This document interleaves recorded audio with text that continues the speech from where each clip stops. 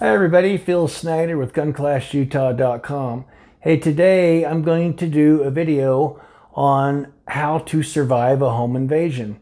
This is going to be a series of videos that I'm going to do over time. And so what we're going to start out today is mindset.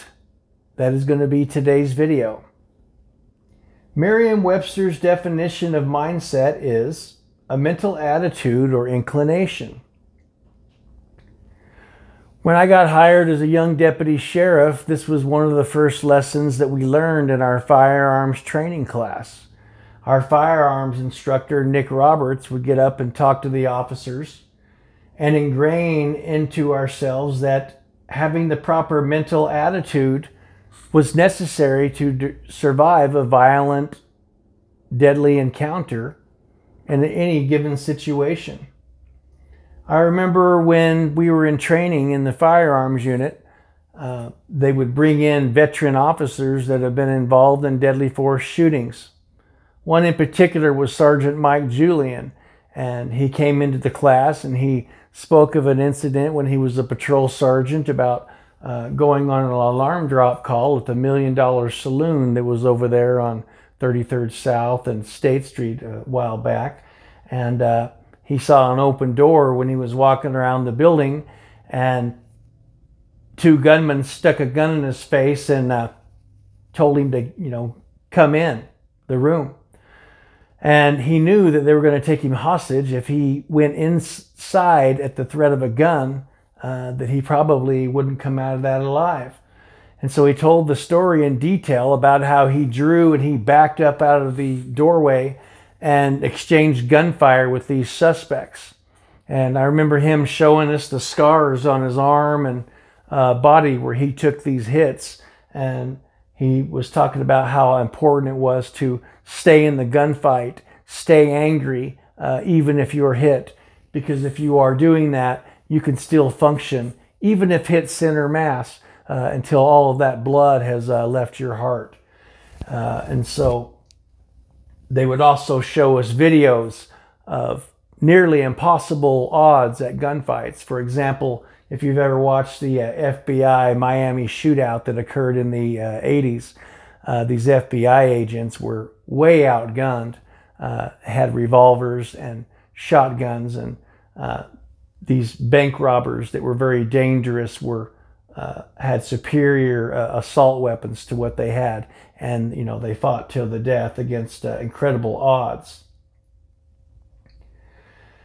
So also part of mindset is, I would tell recruits this, that I would train when they would get out of the police academy and they would get hired by the sheriff's office and they would ride around in the patrol car with me. I would always tell them, and which is what I did myself, you got to play the what if game, okay? What if this happened? What would I do? How would I respond to that? And visualize what that looks like. Visualize yourself in a gunfight and how you would do. So to prevent a home invasion, this is important. Our home are our castles, and we have a right to be safe in our homes. And we should be trained in the proper use of force, including deadly force that's necessary to protect our family and our loved ones. I'm going to talk about the color awareness chart, and this is something that I learned in the police academy. It was also something that I learned when I was hired with the Salt Lake County Sheriff's Office and all of my other police training. It's known worldwide with police and other firearms training. But there's 4 codes. White. This would be an unaware status, okay?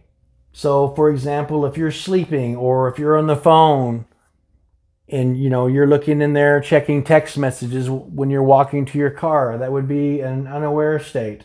Or, maybe you're putting makeup on when you're driving the car and you're at a stoplight, and I've seen that as well. Very dangerous condition to be in. The next color in the color code would be yellow, and that is condition aware. When you are aware of the surroundings around you in any given place, okay? So if, let's say that you go to the grocery store and you get out of the car, your head is on a swivel and you're aware of anything that looks out of place or that looks suspicious. Try this exercise to see what color you are in. Next time you go to the store or you go for a walk or something like that, try to notice what everybody's doing, okay? And see if anything looks suspicious or not. It's quite humorous, actually. You're going to see a lot of things that just might make you laugh. If somebody's picking their nose, you know, you might pick up on that. But this is a really good exercise to get you trained into the right awareness level. When you're out in public, you should always be in yellow, condition yellow. And I know our defensive tactics instructor in the police academy, when he was talking about orange, which is the next one, you wouldn't want to obviously be in orange. That would be quite stressful, and you'd probably have a stroke if you were in condition orange all the time. But that is an alert status. It's a caution, right? It's bringing you to cautionary status. Maybe you arrive at the grocery store and you notice that somebody is walking around the parking lot pulling car door handles and looking inside of the vehicles for valuables. And then they go to the next car. And then you're just sitting there watching them for a minute. And then they do this to several cars, okay? That is an orange alert status. And then let's say that as you're watching them, you see them walk up to somebody getting into their car, and it looks like that they're talking to somebody. And these two people don't look like they know each other. And then next thing you know, this person pulls out a knife on this person they were talking to, and they're robbing them. Okay, well, that is going to be condition red, and that is an alarm status. And that is when you're responding to this situation directly. Either, you know, maybe you're on gun, maybe you're drawing a gun on somebody, or maybe you're calling the police to render aid to this person that needs help, something like that. That's a red status. Okay, so what level of awareness are you when you're in your home? When you're at home with your family, are you in white or are you in yellow? How many of you have ever been followed home, that you've noticed that you've been followed home while driving home at night, or even the day for that matter? I have. And what would you do if you noticed that somebody was following you home? You've noticed them behind you for a number of blocks. You turn into your neighborhood, that same car is there, and you've never seen it before. What would you do? I've had that happen as a police officer getting off of my afternoon shift at midnight and coming home and noticing somebody following me, and I just circled the block until they disengaged. It does happen. When you pull up to your home at night, do you notice any lights on inside of your home as you're pulling up in the street that weren't left on before you left, that maybe would indicate that somebody was inside?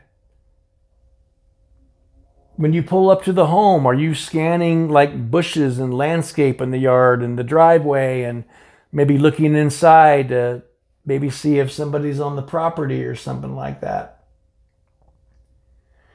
Here's some tips that I can give you to make your home unattractive to would-be burglars and home invaders. First of all, I would say what's really important is cameras. Cameras are so expensive these days in today's technology. You can get probably a 2 or 3 pack Wi-Fi cameras for probably under $300, and they're super easy to install just with a screwdriver. And you can hook those into your Wi-Fi, okay? They don't even need to be hardwired. And they can give you motion alerts, and they're night cameras, motion sensors. They'll alert you 24/7 of anybody that's coming onto your property. Really, really good stuff to have. Very inexpensive. Dogs. Dogs are excellent deterrents for home invaders. Even if they're small dogs and they yap, they don't know how big that dog is. I mean, they may be able to tell if it was a poodle or something like that, but from my experience, they're just going to go somewhere else if there's dogs in the home. If you don't own a dog, you can put dog items out on your yard, like, you know, these big bones and big dog dishes and things like that, okay? Little tether cords and things like that. Make it look like you have a dog. Probably just walk on by. Do you lock your doors and windows to your house? Obviously, you probably do at night, and if you don't, you shouldn't be, but even during the day, you should lock up everything up. Do you have windows? Do you have those window alarms that are on your windows? Okay.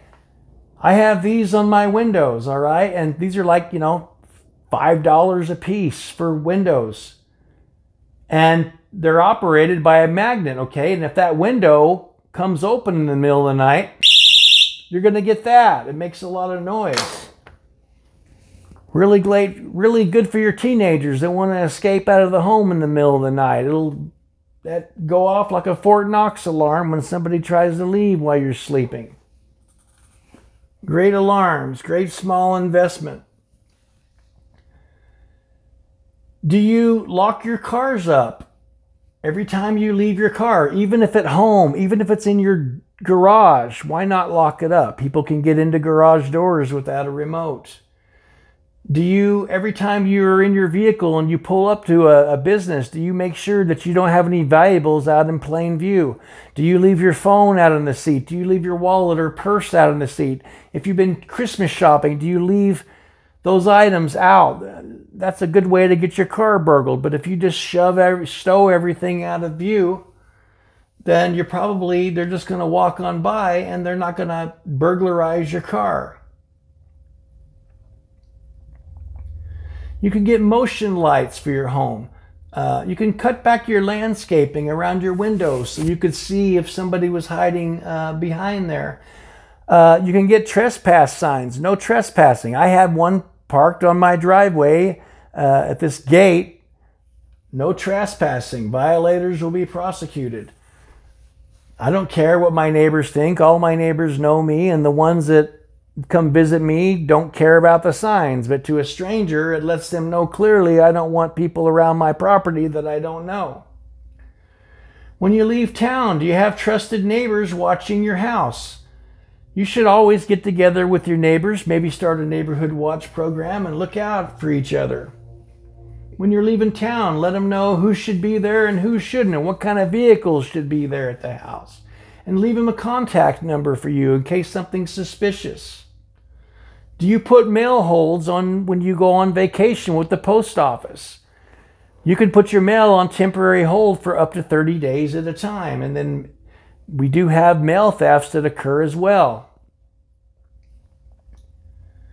If it's garbage day while you're gone, do you have your neighbors ask them to move your garbage cans from the street back into the driveway? Have them pick up flyers that might be left on your doors or newspapers and things like that. Do you sleep with a cell phone in your room in case you need to call 911 and lock yourself in the home? Do you have that phone ready to go? Here's something a lot of people don't think about. Do you have your key fob in your bedroom next to your phone on your nightstand? If somebody breaks into your home and you're on 911, you could hit that red key fob and your car alarm goes off. That would also apply if maybe somebody's breaking into your car at night. You can hit that car alarm and they just might leave and run away. If that car alarm's going off and somebody's inside of your home, they might just hightail it out of there. Do you have a safe room in your home? In our personal protection home, we talk about safe rooms and what items are needed in those safe rooms. Safe room is a place where family members go in the event of a home invasion. There might be a situation to where you have to confront somebody in your home, but you have another option of those safe rooms. Do you train together with your family members? Okay, what to do in an emergency? Okay, you might have a plan as to, where everybody's going to go during a home invasion, what skills they may have. You may have maybe some of your older children trained on firearms as well. And then you might have somebody that's not comfortable with firearms. They're the 911 caller. They're the one that's in contact with the police while the others are on gun. The family members can train together. Visualize these plans and practice them in your home. Here's another thing that people don't think about, okay? When you sleep at night, does your family have the bedroom doors open or closed? Okay? If your bedroom doors are closed when you go to sleep at night, that is an advantage. It's a tactical advantage that you have. And this is just my SWAT training background here, but you know, if I was a burglar and I'm coming into a 5-bedroom home and I'm not familiar with who lives there and I'm going down, walking through the house and all these bedroom doors are closed, I don't know what rooms people are in, okay? And so you have that advantage. Also, if somebody's in your home, you hear somebody and you're on the phone with 911, you obviously want to arm yourself and lock that door, but you want to have those lights off, okay? Because again, you have that advantage. It's called the fatal funnel. Let's say that that bad guy opens that closed bedroom door that you're in, okay? And you're inside of this dark room in a corner. You are going to see them, most likely you will see them before they see you, because they are standing in that dangerous fatal funnel. Okay, so you definitely have an advantage of having those doors at least closed to the bedrooms. If not locked, would be even better. So anyway, we are going to be starting up our personal protection in the home courses again. You learn a lot of self-defense, defensive pistol shooting skills, and we do the Tooler drill as part of that on an outdoor range. And you learn, it's an intermediate course, and so you're doing point shooting and rapid fire shooting, and you know, you're utilizing shooting behind cover and concealment and things like that. And we are walking you through a deadly force shooting in the event that you're involved in one inside of your home. You can also use these skills outside of your home as well. We'll walk you through the 911 call with the dispatcher, and when police come to your home, what to expect when they're en route and when they're arrived, and where that gun should be. And we'll talk about your Fourth and Fifth Amendment rights so you don't incriminate yourself in something like that, and how to protect your gun collection in your home, and so on and so forth. And advice on getting you an attorney to represent you and things like that. Excellent course. I highly recommend anybody that's carrying a gun for protection go through that course, and you can reach out through our website and you can schedule through that. Schedule us through the website. Thanks for watching, and I'll see you in the next video. And if you like this content, please hit that subscribe bell, become a subscriber, and we will be putting out a number of these personal protection in the home videos, how to survive and win in a deadly force confrontation.